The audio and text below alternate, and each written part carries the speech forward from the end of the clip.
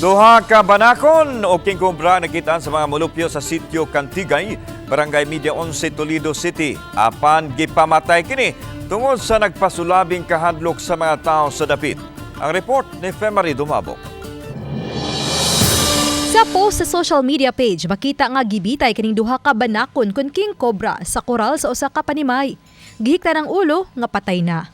Matod sa netizen nga si Klein Coritico sa GMA RTV Balitang Bisdak nga ang ilang silingan ang nakakita og nakapatay sa banakon alas 3 gahapon sa hapon. Ang duha naglingkis gawa sa ila panimay duol sa kawayanan. Sa ilang kahadlok nga makapaakini kanila ilabi na sa mga bata, ila kining gipamatay. Sa atubangan silang balay naa na siya kanang payanan, so silbi paggawas anang duha ka buk kanang banakon nag-alumbiyong ra na sa kanang sa payanan man yun pagkitaan ng tawhana sa kanang duha ka banakon yang daw gidali og puspos. Okay na kuyawan sad siya. Nakapagod siya ma'am kay duura man gud na siya pagkaran ma'am dagan mga balay-balayan yung mga bata. Nang gidali niya puspos kay basi niya maadto niya sa mga balay-balay ma'am ba. Mato di Coritico, ngay kaduang higayon na kini nga may nakit ang king cobra sa ilang dapit. Una ni adtong Enero haduol sa kawayanan o kasapaan sa barangay. Tungod niini nabalaka ang ilang mga silingan tungod sa mga sighting sa mga king cobra. Karon na jud di ma'am katong nauso nga nay kubra-kubra ma'am nga nang mga anang nadapan man karon na jud ma'am nang gawas di.